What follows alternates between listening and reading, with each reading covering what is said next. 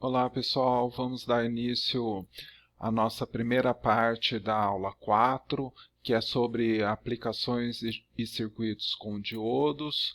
Basicamente o que a gente vai ver nessa primeira parte é o retificador de meia onda. Em uma fonte CC, basicamente a gente tem um transformador que passa o sinal, de normalmente 120, 127 volts ou 220 volts para uma tensão menor, que pode ser 24 volts, 12 volts, 5 volts, o que for necessário de acordo com o projeto. A gente tem realmente diodos retificadores, para transformar o sinal AC em sinal CC, passa por um filtro, que normalmente é um capacitor, que procura deixar essa onda praticamente sem variação, apesar de ter uma pouca variação que é chamada de ripple. E logo após, isso a gente vai ver mais para frente, tem regulador de tensão que elimina essa pequena variação e no final a carga. A carga, se ela aceitar essa pequena variação, essa tensão de ripple, ela pode ser colocada logo após o filtro, conforme a gente vai ver hoje. Basicamente, pessoal, a gente vê aqui o circuitinho do retificador meia onda. A gente utiliza normalmente, quando a gente está falando de retificador, o modelo do diodo com queda de tensão constante, ou seja, cai 0,7 volts quando ele está polarizado diretamente. Aqui mantém o transformador abaixador, que transforma a tensão de linha em uma tensão normal. Tem o diodo para retificar a tensão e um resistor.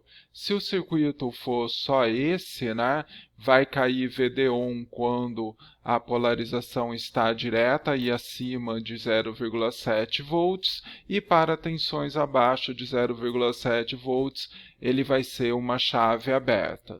Se a gente olha aqui no circuito, basicamente, normalmente a gente substitui a tensão do secundário do transformador por uma fonte AC cuja tensão é a mesma da tensão do secundário do transformador.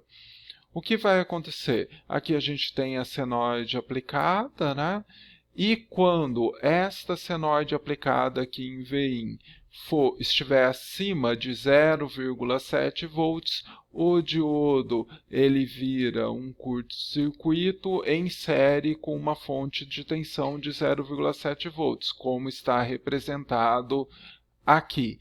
Então, no resistor vai cair Vin menos 0,7 volts. Como aqui no início é 0,7, 0,7 menos 0,7, no resistor que tem a tensão Vout cai 0 volts, e conforme Vin aumenta, aumenta Vout.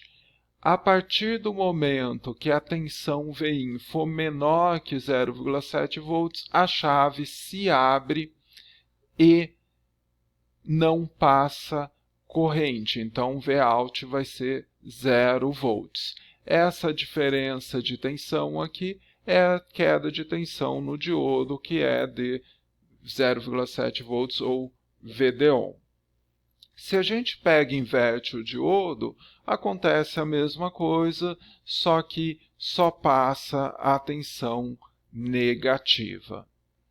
Substituindo o resistor por um capacitor, o que vai acontecer, Vamos supor, a gente liga essa fonte aqui Vin, ela começa aqui em 0, e o que acontece? A partir de 0,7 volts, o capacitor ele começa a ser carregado. Por quê? A chave se fecha. Começa a ser carregado com Vin menos VD1. Então ele vai acompanhando, acompanhando, acompanhando. Quando atinge aqui a tensão de pico no secundário, ou a tensão de pico de Vin menos VD1, o capacitor ele atinge a carga máxima, porque a partir desse momento, a diferença de tensão que cai aqui vai ser Vin menos a tensão no capacitor. Como a tensão do capacitor já vai ser Vin Vin, né, a tensão de pico, menos VD-on, e essa tensão fica mais baixa que Vin menos VD-on, a chave se abre, ou seja, fica menor que 0,7 volts, a chave se abre e o capacitor ele fica carregado, porque não tem nenhuma carga aqui para descarregar o capacitor. Então, a partir desse momento, a tensão sempre vai ser menor ou igual que Vin menos 0,7 volts, ou seja, a tensão no diodo sempre vai ser menor que ou igual a 0,7 volts e a chave vai estar sempre aberta. Adicionando, uma coisa importante que tem que se falar é o seguinte, qual vai ser a tensão reversa máxima em cima do diodo? Basicamente, ela vai ser a tensão que está no capacitor menos essa tensão aqui, do vale da senoide, que pode ser aproximada por 2 vezes a tensão de pico. Normalmente isso ocorre porque na hora que a gente vai se especificar o diodo, essa tensão ela tem que ser maior que a tensão de breakdown do diodo. Então, continuando, se a gente pega e coloca uma carga, o que acontece agora com a forma de onda? De início, funciona da mesma forma. O capacitor ele se carrega, né, com a tensão de pico menos a tensão VD-on. E a chave se abre. Só que como a chave se abre, o capacitor ele vai se descarregar através de RL, como a gente pode ver aqui, se descarrega através de RL. Então, ele vai descarregar, descarregar, descarregar, até o ponto que esta tensão aqui de entrada seja maior que a tensão do capacitor mais VD-on. Então, se essa tensão aqui no capacitor mais VD-on,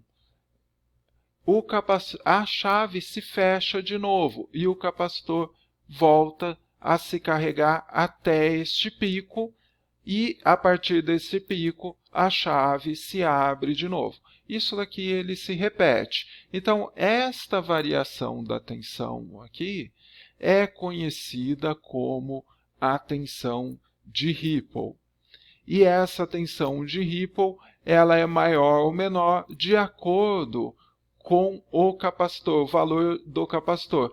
Para capacitores menores, ele se descarrega rapidamente. Para capacitores maiores, ele se descarrega mais lentamente. Então, quanto menor o valor do capacitor, maior a tensão de Ripple e vice-versa. Qual o valor dessa tensão de Ripple, né?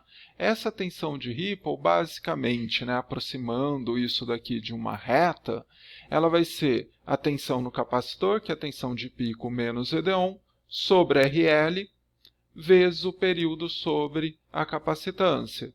Basicamente, a tensão no capacitor sobre RL, vezes a capacitância, vezes a frequência, que no Brasil é de 60 Hz.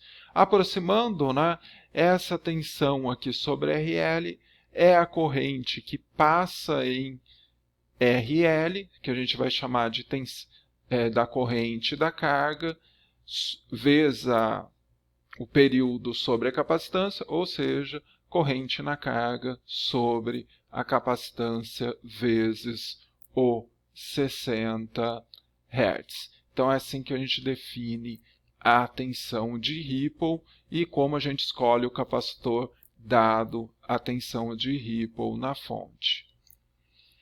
Uma das coisas que a gente tem que medir também e que planejar é essa corrente que passa no diodo, que enquanto o diodo está fechado, né, a gente vai ter uma corrente nele. Lembrando que a corrente no diodo só acontece em um pequeno período de tempo. Então, ela está aqui em 0, né? Fechou a chave, ela vai para um valor máximo e depois ela volta para um valor mínimo quando a chave se abre. Essa corrente, né, no diodo, ela é composta da corrente da carga, que é dado pela tensão aqui Vout sobre a resistência, e pela corrente no capacitor, que é dado por C dV dt. Se a gente faz as contas, né, a gente pode calcular a corrente de pico, né, no diodo pela capacitância vezes a frequência, né, de entrada, vezes a tensão de pico, sobre raiz de 2 vezes a tensão de Ripple sobre a tensão no capacitor, mais a tensão aqui de pico dividido por RL.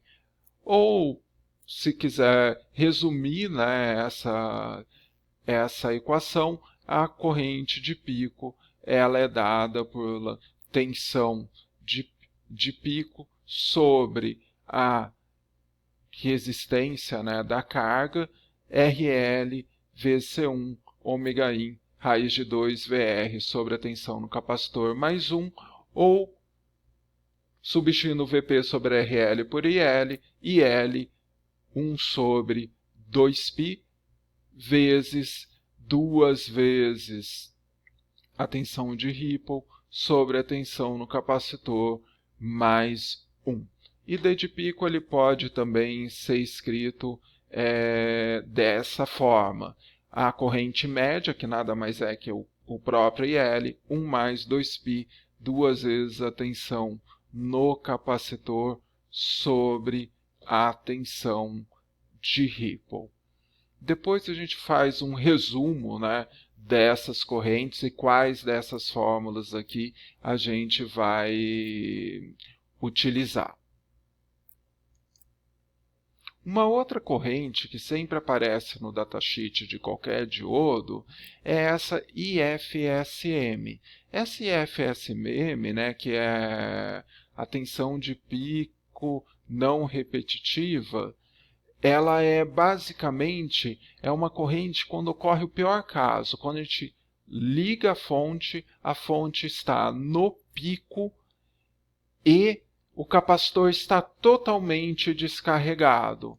Basicamente, o capacitor ele vira um curto-circuito e essa tensão aqui ela é a tensão no secundário de pico sobre a resistência do secundário do transformador.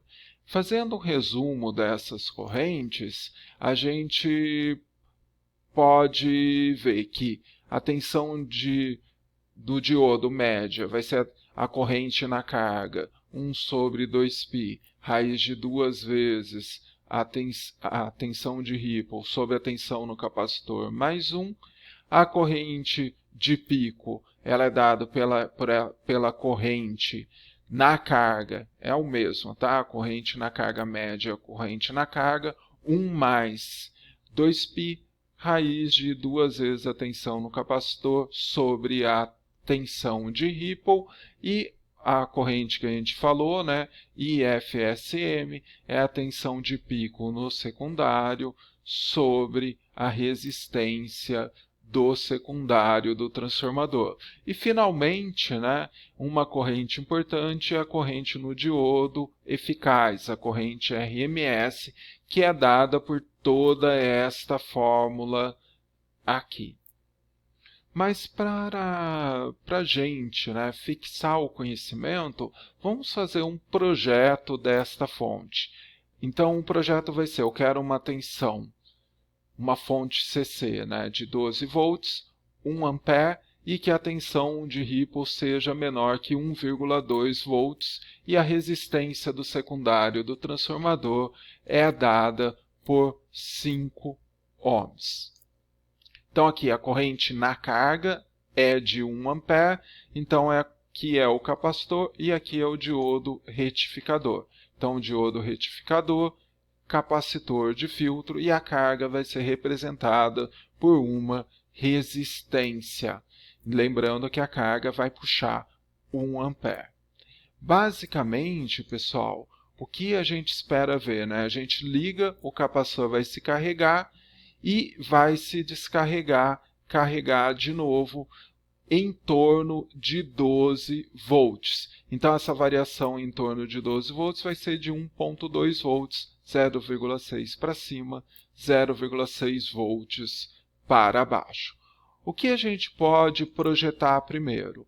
O capacitor. O capacitor, normalmente, a gente projeta pela tensão de Ripple e pela corrente da carga. A tensão de Ripple é 1,2, a corrente na carga é 1 ampere, a capacitância a gente quer saber, frequência de 60 Hz. Calculando, a capacitância vai ser de 13,88 milifarads, que é uma capacitância altíssima.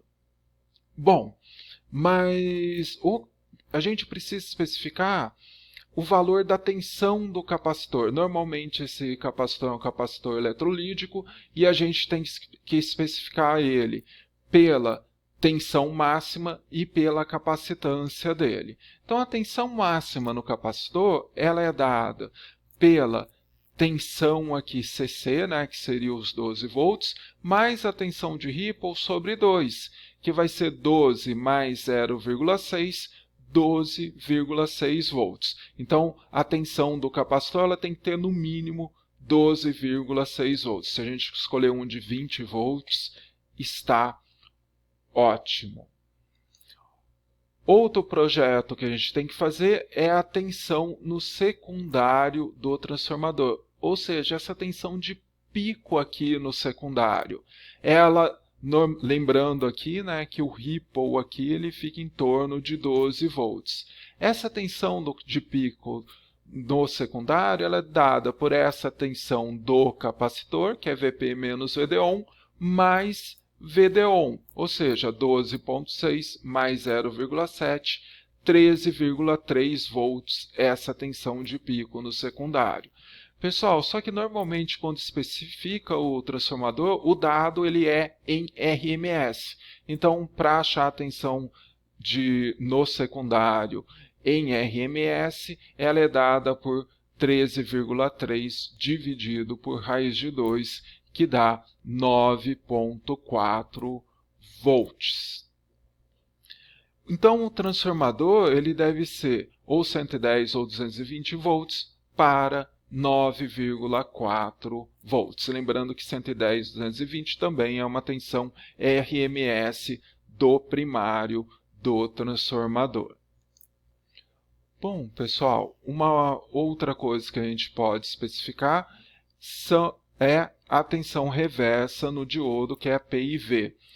Lembrando que a gente já viu essa tensão reversa no diodo e ela pode ser aproximadamente por 2 vezes o valor de pico do secundário, que o valor de pico é 13,3 volts, como a gente viu. Então, a PIV tem que ser de 26,6 volts, de pelo menos 26,6 volts. Outra especificação no diodo, né, a gente pode usar a corrente média no diodo, que é dada por esta fórmula. A corrente média no diodo, né, ela vai ser aqui o VR, a tensão de Ripple, 1,2 volts, e a tensão no capacitor, 12,6 volts. Calculando, né, a gente vê que a corrente média é de 1,0695 amperes.